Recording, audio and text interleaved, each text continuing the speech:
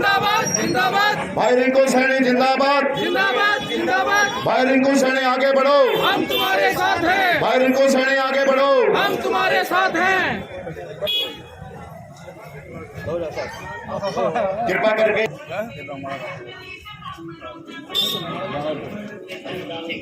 प्रधान जी ले भाई प्रधान जी। आप लोगों के बीच भाई तेलूराम जांगड़ा भी आप पहुंचे हैं, उनका भी तालियों से स्वागत किया जाए।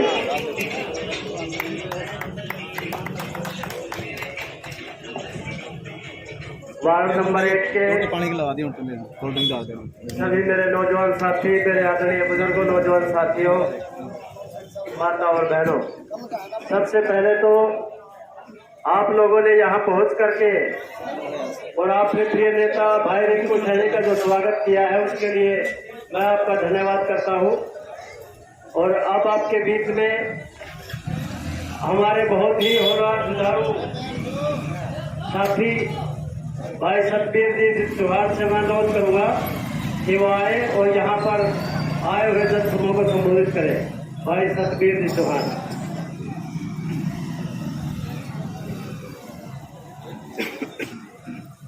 मेरे प्रिय रिंकू सैनी चेयरमैन के प्रत्याशी तेलूराम जांगड़ा जी, जो हमारे कांग्रेस के बहुत नजदीकी हुआ परिवार के, वह इस समाज के प्रधान, मेरे को शायद पता नहीं है, डॉक्टर संजीव बैठे मेरे सामने और बहुत से चेहरे मेरे सामने, तो मैं सब कुछ जानता हूँ हमारे फेस, लेकिन नाम से शायद नहीं जानता।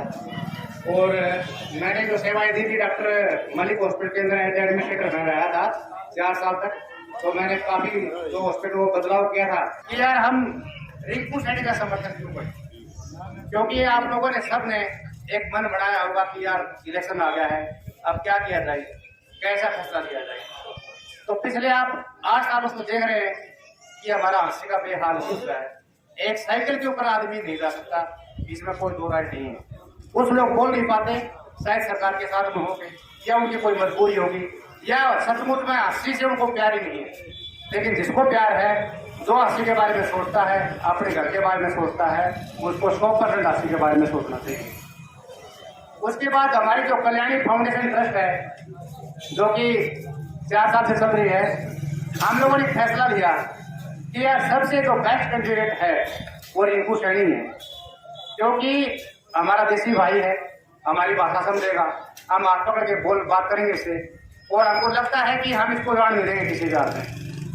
उसके बाद में अगर हम पिछली चर्चा करें कि चेयरमैन साहब रहे थे और पता नहीं इसमें क्या क्या कमियां थी, काम नहीं किए, क्या क्या हुआ क्या क्या नहीं हुआ, तो शायद आप लोग एक चीज भूल गए हैं कि यार ये चेयरमैन नहीं था बिल्कुल भी। आप लोगों की गलतफहमी है ये। चेयरमैन उस टाइम पर एमसी थे, एमसी जिसको बनाएंगे वही चेयरमैन बनेगा। रात को धमकाओगे, सडनली चीज जरूरी करनी पड़ेगी, तो चेयरमैन तो रहा ही नहीं, वो तो खिलवाड़ टाइप किस्म का। तो अब की बार परमात्मा की दया से सरकार ने एक ऐसा सिस्टम बनाया जिस सिस्टम से 2 चेयरमैन बनेगा, वो खुल के काम करेगा। और अगर हादसे को वो सही नहीं बना पाया तो मैं भी इस मंच के माध्यम से कहता हूँ, चाहे मेरे को चंदा लेकर के आप लोगों से अपनी रोड सड़क तो नहीं बना पाएंगे हम, लेकिन गड्ढे जरूर कराएंगे उसकी, रात लग जाओ हमको, इसमें कोई डाउट नहीं है।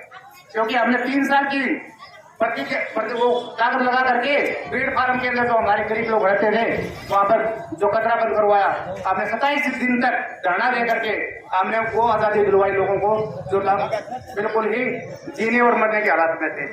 तो हमारी असली कलाई है। जय हिंद, जय भारत। बहुत बहुत धन्यवाद चौहान जी।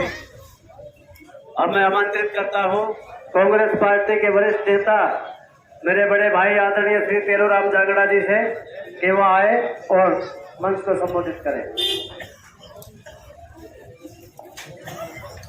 बहुत ही आदर व सम्मान के योग मेरे छोटे भाई नगर परिषद के चेयरमैन प्रत्याशी भाई रिंकू सैनी जी, हमारे बहुत ही आदरणीय डॉक्टर सतबीर गुर्जर जी, आदरणीय मेरे सामने बैठे मेरे पिता तुल्य बुजुर्गों, नौजवान साथियों, मेरी मातृशक्ति, जहाँ तक गाँव में मेरी आवाज जा रही है, मेरे प्यारे प्यारे बच्चों और मेरी माताएं बहनों, आज आपके बीच में नगर परिषद के प्रत्याशी भाई रिंकू सैनी के लिए वोटों की अपील करने के लिए आए हैं कि उनको ज्यादा से ज्यादा वोट देकर विजयी बनाएं, आगे अपना काम जो सुचारू रूप से चल रहा था उसकी लीड ना टूटे। जो काम इन्होंने शुरू किए थे वो जो चलते रहे, जो इनका सपना था वो टूटे ना। 5 साल में जो इन्होंने सपने लिए थे वो अगले 5 साल में पूरे करके दिखा दे। मैं आप लोगों को एक बात बता देना चाहता हूँ, जिस दिन ये एक सफाई की मशीन सफेद हाथी में आया था, जिस दिन उन्होंने झाड़ सम्मानित मंच मेरे बड़े भाई सतबीर चौहान जी, कांग्रेस पार्टी के वरिष्ठ नेता तेलूराम जांगड़ा जी, महेंद्र बागड़ी जी, डॉक्टर संजीव जी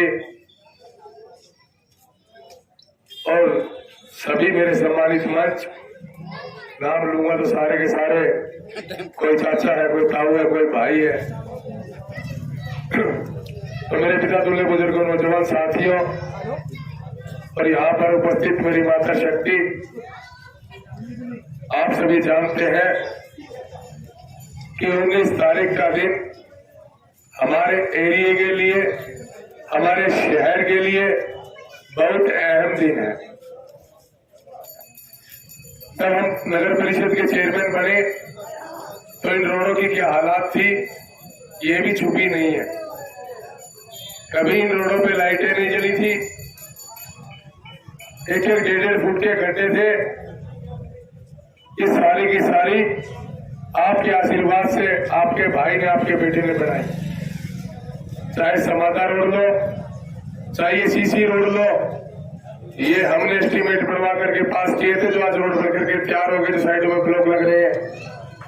सिसाईपुर से लेकर के गुसाई गेट तक ये डिवाइडर रोड हमने पास किए थे, हमने बनाए थे, हमने शुरुआत कराई थी। पटेल चौक से सारे रोड हमने बनाए। हर वार्ड के अंदर हमने काम किया पार्षदों की डिमांड के ऊपर।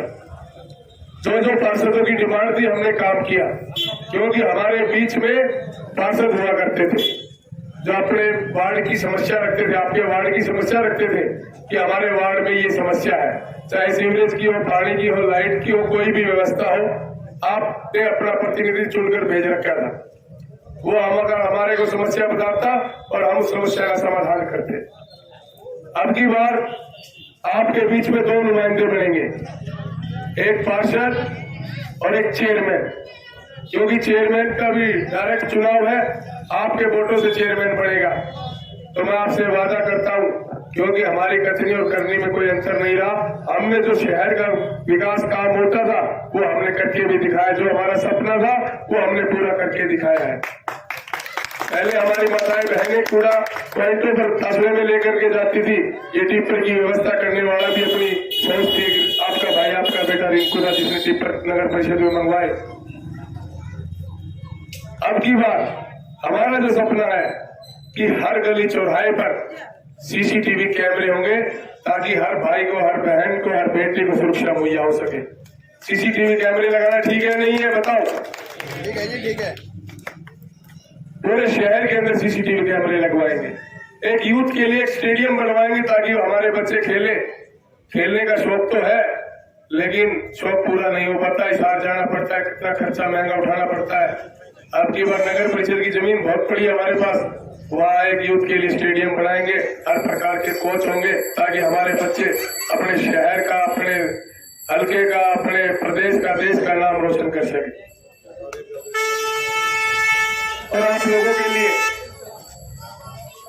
जो सपना हमने सजाया है कम्युनिटी सेंटर का, 2 कम्युनिटी सेंटर तो बढ़कर के तैयार हो गए। एक कम्युनिटी सेंटर की एक सेक्शन की फाइल रुकी हुई है, वो भी जल्दी आ जाएगी। जब नगर परिषद दोबारा बन जाएगी, हर 3 वार्ड पर एक कम्युनिटी सेंटर होना चाहिए, कि हर माँ बाप का सपना पूरा हो सके कि हम भी हमारी लाडली की शादी मैरिज प्लेस में कम्युनिटी सेंटर में करें।